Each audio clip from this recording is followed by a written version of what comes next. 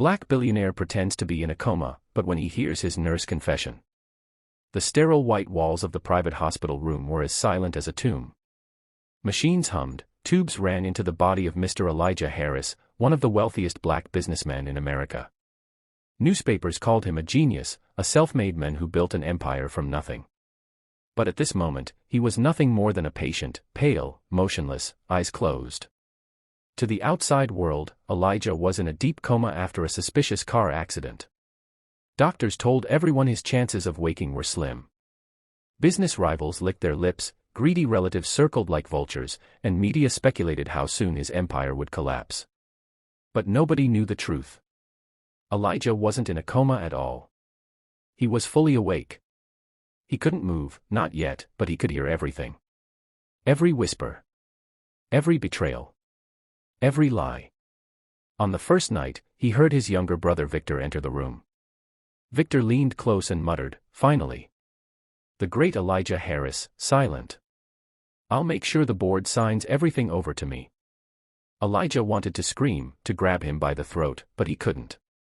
His own brother, the men he paid for through college, plotting to steal his company. The second night, 2 executives came. They whispered about contracts, bribes, and how easy it would be to dismantle his empire piece by piece while he rotted in bed. Elijah's chest tightened, not from the machines, but from rage. It was the third night that changed everything. The door creaked open softly. A pair of quiet footsteps approached his bed. It was Claire, his night nurse, young, gentle, the only one who treated him with dignity when others looked at him like a dying man. She pulled up a chair, thinking he couldn't hear. She took his hand, her voice trembling.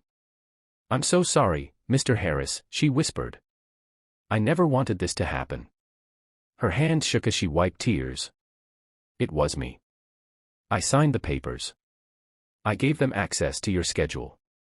I thought they only wanted you gone from the company, not," she broke down. "Not to kill you." Elijah's mind screamed. Her. The nurse I trusted. The one I thought was loyal. Claire buried her face in her hands. "They promised me money. Enough to pay for my father's surgery. I didn't know the brakes on your car would be cut. I didn't know they wanted you dead." The words sliced deeper than any wound. Betrayal from the only person he trusted. And yet, she wasn't gloating like the others. She was broken, ashamed, guilty. She leaned closer. "If you wake up, I'll protect you. I'll testify. I'll give everything back. Just, please, forgive me." Elijah's blood boiled. Forgive her? Never. Not now. Not yet. He had to bide his time, stay still, pretend to be helpless. Days passed. More betrayals whispered in his room. Relatives fought over inheritance. Politicians tried to seize his contracts. Even so-called friends discussed how quickly they could erase his legacy. And every night, Claire returned, guilt dripping from her voice as she confessed more.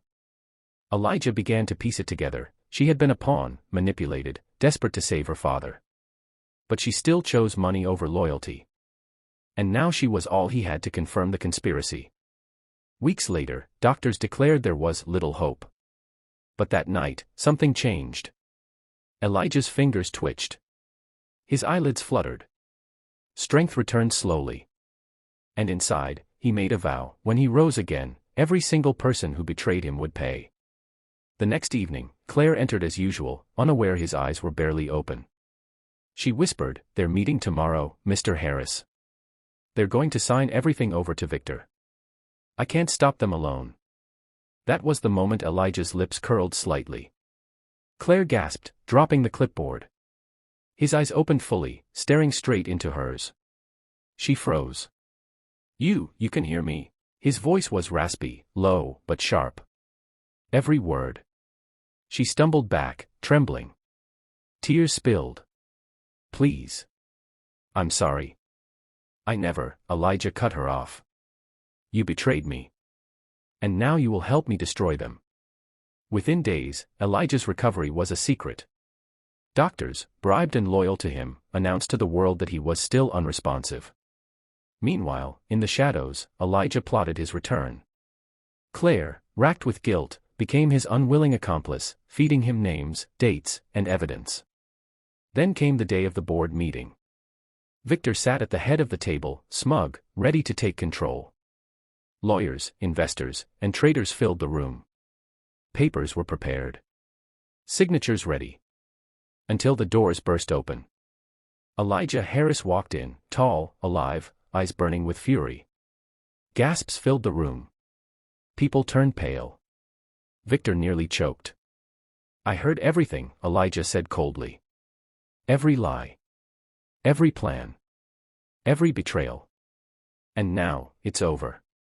One by one, he laid down evidence, recordings, confessions Claire had leaked, proof of sabotage, bribery, and treachery. Men who thought him helpless now trembled before him. As security dragged Victor out in handcuffs, Elijah turned to Claire. She stood at the door, shaking, tears on her cheeks. Everyone waited. Would he destroy her too? He stared at her for a long moment. Finally, he said quietly, "Your betrayal cut the deepest.